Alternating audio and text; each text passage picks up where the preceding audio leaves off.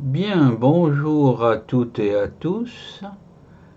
Les deux vidéos, dont celle-ci que je vais vous présenter, sont originales, particulièrement originales, car elles concernent les croyances, en dehors des religions, les croyances populaires en quelque sorte. Ces passages sont extraits de mon site culturesociétale.com, sur lequel il y a 800 heures de cours sur tous les sujets. Donc j'ai extrait deux PowerPoint sur cette question-là. Donc c'est dans le programme politique pour ceux qui voudraient retrouver ça. Religion, c'est dans le dernier chapitre.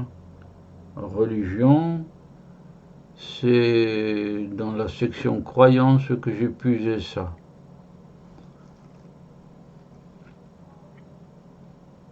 Ça, c'est ma sorcière bien-aimée. Un feuilleton de jadis. Les croyances. Les croyances, il y a des personnalités dont on va parler, des croyances françaises et des croyances étrangères. Personnalité. Nous avons ici surtout l'impératrice Eugénie, les maisons actuelles et Victor Hugo. L'impératrice Eugénie tout d'abord. Les adieux. Le 29 février 1879, à Southampton, un jeune officier de 23 ans fait des signes à une femme vêtue de noir qui pleure doucement. Ces deux êtres ne se reverront plus jamais. Lui, c'est le prince impérial, Louis, fils de Napoléon III. Elle, c'est l'impératrice Eugénie, exilée en Angleterre depuis la chute du Second Empire et le désastre de Sedan, en 1871, donc 1870, et veuve, Napoléon III étant mort. La mort du prince. Lui, le prince impérial, va se battre sous l'uniforme anglais en Afrique du Sud contre les Zoulous. En juin, il part en mission dans la brousse avec une dizaine d'hommes. L'escouade s'arrête pour déjeuner. C'est au moment du café, une horde de Zoulous attaque. Les Anglais sautent sur leurs chevaux et se sauvent. Le prince Louis reste seul, se défend mais succombe. Le lendemain, une colonne anglaise trouvera son corps percé de 17 coups de saguet. On dresse un cairn à cet endroit. Il y a un détail, il paraît qu'une courroie de la selle du prince impérial s'était cassée et qu'il était tombé à terre. Voilà. Voilà le prince impérial, voilà l'attaque des Zoulous reconstituée dans un tableau. Voilà la triste histoire de la mort du prince. Et maintenant la quête de la mer. L'impératrice décide l'an suivant de se rendre en Afrique. Sur place, elle est accompagnée d'une trentaine de personnes. Au bout de plusieurs jours, on se rend compte que la végétation luxuriante ne permet pas de retrouver le cairn. Le départ est arrêté pour le lendemain. L'impératrice passe la nuit à pleurer. Au petit matin, alors que l'expédition est prête à repartir et qu'Eugénie est prostrée au pied d'un arbre, elle se lève soudain bouleversée. Oui, elle se lève, soudain, bouleversée. « C'est par ici !» crie-t-elle. Puis elle s'empare d'une hachette et s'enfonce dans la forêt, suivie des Anglais éberlués. Pendant des heures, cette femme de 54 ans, non rompue aux exercices physiques, va se frayer un chemin à travers la jungle. Incroyable. Pendant des heures. Puis elle crie « C'est ici, c'est ici !» Les hommes se précipitent et découvrent avec stupeur l'amoncellement de pierres à demi masquées par les broussailles. Le cairn. On lui demande comment elle a pu faire. Elle répond qu'elle a soudain senti un extraordinaire parfum de violette. Or, le prince Louis avait une passion pour ce parfum. Extraordinaire, hein? Puis elle demande aux hommes de se retirer pour rester seule. On la verra passer la nuit, à genoux et en pleurs, et en allumant des bougies. On verra aussi qu'au petit matin, toutes les bougies se couchaient, sans le moindre vent, comme si quelqu'un voulait les éteindre. L'impératrice dira, les Anglais qui étaient là ont tout entendu, « Tu veux que je me retire ?» À ce moment-là, toutes les bougies s'éteignirent. Ces faits ont été authentifiés par les témoins. Voilà une photographie un peu simplifiée, parce qu'il n'y a pas de broussailles, alors qu'il devait y en avoir partout. Le parfum de violette qui est représenté là, et la tombe qui est représentée là.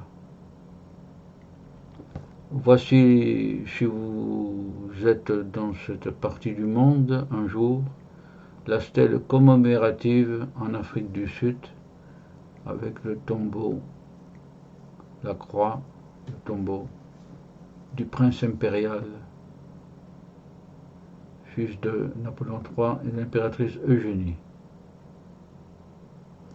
La destinée de l'impératrice, la voilà en 1860, la voilà en 1920. Voilà. Peuplée de ses souvenirs, de sa grandeur passée. Eugénie de Montijo. Si vous voulez approfondir cette destinée extraordinaire et impériale, Jean Descartes a publié notamment La dernière impératrice. La voici. Eh oui, voilà son enterrement aussi. Nous allons passer après l'impératrice, le grand B, les maisons actuelles. Voyons voir ça. Avez-vous?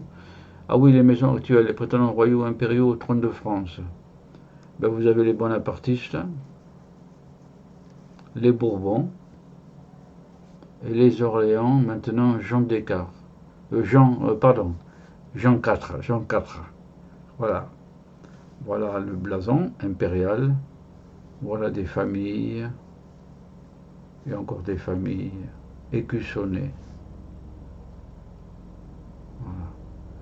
Voilà les prétendants au trône de France, si un jour ça revient. Victor Hugo maintenant, deuxième histoire. Spiritisme. Victor Hugo s'intéressait au spiritisme autour d'une table. Il entre en contact avec sa fille, Chateaubriand,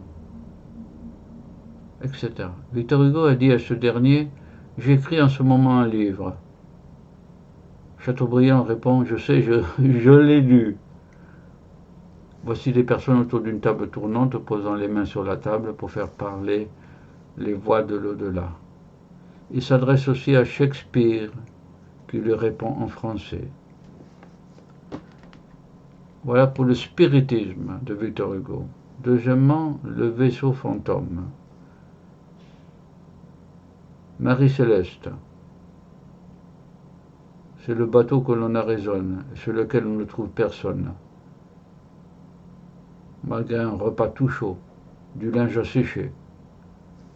L'expression vient d'un bateau retrouvé tel quel, cela se rattache au mythe marin du vaisseau fantôme. Marie-Céleste, ça veut dire ça en tout cas, c'est le nom d'un bateau où tout donne l'apparence de la vie sauf qu'il n'y a personne. Si vous voulez approfondir, voici un ouvrage, Passager clandestin Julliard, notamment, il y a l'histoire du vaisseau fantôme.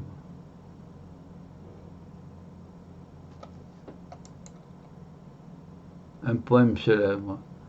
Demain, dès l'aube, à l'heure où blanchit la campagne, je partirai. Vois-tu, je sais que tu m'attends. J'irai par la forêt, j'irai par la montagne. Je ne puis demeurer loin de toi plus longtemps.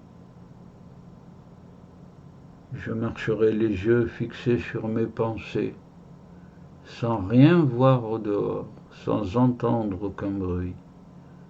Seul, inconnu, le dos courbé, les mains croisées, triste. Et le jour pour moi sera comme la nuit.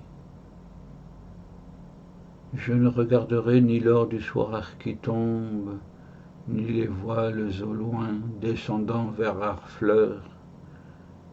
Et quand j'arriverai, je mettrai sur ta tombe un bouquet de houx vert et de bruyère en fleurs. Voici un très beau poème de Victor Hugo qui méritait d'être ressuscité une fois de plus, éternellement, jusqu'à la fin de l'humanité s'il y en a une. Voici le tableau de Victor Hugo devant la tombe de sa fille. Un tableau parmi d'autres.